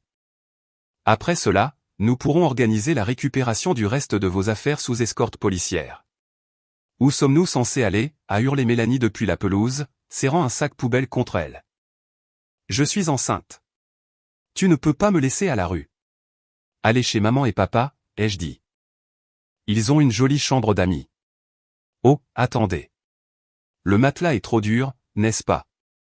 Valérie, s'il te plaît, a pleuré ma mère, debout près de la voiture. Sois raisonnable. Parlons-en. Nous avons fini de parler, maman. Prends ta fille et ton gendre. Ce sont tes problèmes maintenant. J'ai claqué la porte. J'ai verrouillé le nouveau verrou. J'ai regardé sur l'écran des caméras alors qu'il criait, pleurait et finissait par charger les sacs poubelles dans la berline de mon père. C'était un spectacle de misère. Quand leurs feux arrière ont disparu, je me suis versé un verre du bon vin, la bouteille que Grant avait gardée. Je l'ai bu dans le calme de la maison vide. Cela avait un goût de victoire. Le dimanche matin, je me suis envolé pour Séoul. J'ai éteint mon téléphone pendant 2 semaines. J'ai mangé du kimchi, me suis promené autour du palais de Gyeongbokgung et n'ai pas parlé à une seule personne de mon ancienne vie. Quand je suis revenu, reposée et prête pour la bataille, Diana avait des nouvelles. C'est un bain de sang, m'a-t-elle dit dans son bureau. Grant avait essayé de contester l'hypothèque sur la maison. Le juge s'était moqué de lui. Le billet à ordre est inattaquable. Il vous doit 450 000 $ immédiatement, ce qu'il n'a pas. Alors que se passe-t-il? Nous forçons la vente de ses biens où il signe sa part de la maison pour rembourser la dette. Une rupture nette. Il signera, ai-je dit. Il a une peur bleue des tribunaux. Et il y a plus, a souri Diana. J'ai envoyé le rapport d'audit financier à son ancien employeur, le cabinet d'architecture pour lequel il travaillait comme consultant. Ah oui? Il s'avère qu'il utilisait une carte de crédit de l'entreprise pour certaines de ses dépenses personnelles avant de démissionner. Il porte plainte pour détournement de fonds. Ce n'est pas une somme énorme, peut-être 5 000 $, mais c'est un délit. Grant risquait une peine de prison. Et Mélanie essayait de demander une pension alimentaire, mais comme Grant n'avait pas de revenus et faisait face à des poursuites judiciaires, elle n'obtenait rien. Elle avait demandé l'aide sociale la veille. La négociation du divorce fut brève. Grant, l'air hagard et mal rasé, s'est assis en face de moi avec un avocat commis d'office. Il ne pouvait plus s'offrir un véritable avocat. Je veux la maison, ai-je dit. Je veux que ma retraite soit restituée. Et je veux que tu prennes en charge toutes les dettes liées à l'audit. Je ne peux pas payer l'audit, a-t-il chuchoté. Alors vends-la ou donne-la à Mélanie pour qu'elle vive dedans. Je m'en fiche. Il a signé. Il a tout signé. Il ne m'a pas regardé. Il a juste fixé la table, brisée. Une question, a-t-il demandé en se levant pour partir. M'as-tu jamais vraiment aimé, ou n'étais-je qu'un projet? Je l'ai regardé. Quelle audace de me demander cela. Je t'aimais assez pour apprendre ta langue, ai-je dit. Tu ne m'aimais pas assez pour être honnête dans la tienne. Il a tressailli, puis est sorti. J'ai quitté ce bureau célibataire. Je possédais ma maison. J'avais mes économies où Diana avait réussi à en récupérer la majeure partie grâce à l'accord et j'avais ma liberté. 6 mois plus tard, j'ai eu de leurs nouvelles par des connaissances. Madame Gable m'a dit que Grant avait évité la prison en plaidant coupable et en payant des réparations, mais que sa carrière était finie. Aucun cabinet ne voulait embaucher un architecte ayant un casier pour détournement de fonds. Il travaillait dans un magasin de bricolage, remplissant les rayons. Il vivait chez Madame Park dans son appartement de 2 chambres. Apparemment, c'était l'enfer. Madame Park lui reprochait d'avoir perdu l'épouse riche et le rabaissait sans cesse. Mélanie avait accouché d'un garçon. Mes parents les avaient accueillis. Ce n'était pas la joyeuse réunion de famille à laquelle ils s'attendaient. Mélanie, dépassée par la maternité et sans un sou, était invivable au quotidien. Ma mère était épuisée. Mon père avait dû sortir de sa retraite pour prendre un emploi chez Walmart afin de subvenir aux besoins de Mélanie et du bébé, car Grant ne payait pas un centime de pension alimentaire. Ils m'ont appelé. Oh, ils ont appelé. Valérie, c'est Noël. Viens à la maison. Valérie, le bébé a besoin de vêtements. Valérie, tu nous manques. Je n'ai pas répondu. J'ai bloqué leur numéro. J'ai bloqué leur courriel. Un jour, j'ai croisé Mélanie au supermarché. Elle semblait avoir pris 10 ans. Ses cheveux n'étaient pas lavés, ses racines étaient visibles. Elle se débattait avec un jeune enfant qui hurlait dans le chariot. Elle m'a vu. Je portais un manteau neuf, j'avais l'air reposé, et je tenais un panier de produits biologiques. Val, a-t-elle soufflé. Tu as bonne mine. Je vais bien, ai-je dit. Écoute. Elle a commencé à pleurer. Je suis désolé. D'accord? Je suis vraiment désolé. C'est si dur. Grant est inutile. Maman et papa crient tout le temps. Peux-tu juste? Peux-tu m'aider? Juste un peu, pour le bébé. J'ai regardé le bébé. Il avait le nez de Grant. Il était innocent, mais il n'était pas de ma responsabilité. Il y a des foyers d'accueil, Mélanie, ai-je dit, et des programmes d'aide sociale. Tu as su comment me voler mon mari, tu sauras comment élever son fils. Je me suis éloigné. Ce fut l'une des choses les plus difficiles que j'ai jamais faites, tourner le dos à un bébé en pleurs. Mais je savais que si je cédais d'1 pouce, il prendrait 1 kilomètre. Je devais me préserver. Avant de refermer définitivement la porte sur mon passé, il me restait une dernière affaire à régler. Madame Park. Grant l'avait placée dans une maison de retraite publique 1 mois après le divorce. Il ne supportait plus de vivre avec elle et, sans mon argent, il ne pouvait pas s'offrir des soins à domicile. Je suis allé la voir. Je ne sais pas pourquoi. Peut-être pour voir le dragon privé de ses dents. Elle était assise dans un fauteuil roulant près de la fenêtre, l'air petite et frêle. Valérie, a-t-elle plissé les yeux. Bonjour, belle-mère, ai-je dit en coréen. Elle a tressailli. Tu es venu pour te réjouir de mon sort? Non, ai-je dit. Je suis venu vous dire au revoir. Je déménage. Où déménages-tu? Loin. Dans un endroit où les gens parlent ma langue. Elle a baissé les yeux sur ses mains. Grant est un imbécile, a-t-elle marmonné. Et Mélanie est paresseuse. J'aurais dû être plus gentil avec toi. Oui, ai-je dit. Vous auriez dû. Vous aviez une belle fille qui voulait vous aimer. Vous l'avez troquée contre un fils qui n'a pas pu subvenir à vos besoins. J'ai posé un bocal sur sa table. Du kimchi fait maison. Je l'avais préparé moi-même en utilisant une recette apprise à Séoul. Pour vous, ai-je dit. Elle a regardé le bocal, les larmes lui montant aux yeux. Merci. Au revoir, Madame Park. J'ai quitté la maison de retraite. Dehors, l'air était vif et froid. J'ai pris une grande inspiration. C'était fini. La colère, la haine, le besoin de vengeance, tout s'était évaporé avec la brume. J'ai vendu la maison. J'ai vendu la maison du lac aussi. Je ne voulais pas des souvenirs. Avec l'argent, j'ai acheté un petit appartement chic en ville, mais je l'ai mis en location car je ne restais pas. J'ai pris un congé sabbatique de la pharmacie. Je suis retourné en Corée. Cette fois-ci, pas comme touriste, mais comme étudiante. Je me suis inscrite à un programme de langue intensive dans une université de Séoul. Je me promène le long du fleuve Han tous les matins. Je mange des tteokbokki vendus dans la rue. Je me suis fait des amis, de vrais amis, qui m'apprécient pour ce que je suis, pas pour ce que je peux leur donner. Hier, j'étais dans un café à Honda. Je me débattais avec un devoir de traduction complexe. Un homme à la table d'à côté s'est penché vers moi. Il était séduisant, plus mûr, avec un regard bienveillant. « Excusez-moi », a-t-il dit en anglais. Je pense que ce mot signifie de résilience, pas vengeance. Je l'ai regardé. J'ai souri. Résilience, ai-je répété. Je préfère cela. Je m'appelle Min Jun, a-t-il dit, passant au coréen. Êtes-vous américaine? Oui, ai-je répondu dans un coréen fluide. Mais je prends un nouveau départ. Il a souri. Les nouveaux départs sont une bonne chose. Séoul est un endroit idéal pour cela. Nous avons discuté pendant des heures. Il ne m'a pas demandé d'argent. Il ne m'a pas demandé d'adresse. Il m'a simplement interrogé sur mes livres préférés. Je ne sais pas si Min Jun fait partie de mon avenir. Je ne sais pas si je me remarierai un jour. Et honnêtement, je m'en fiche. Parce que pour la première fois de ma vie, je me sens entière.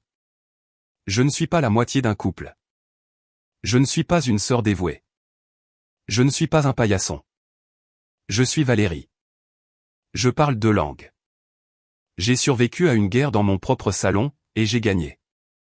Mon mari a dit à ma belle-mère en coréen qu'il avait mis ma sœur enceinte, pensant que j'étais aveugle à leur trahison. Il s'est trompé. J'ai tout entendu. Et parce que j'ai entendu, j'ai trouvé ma voie.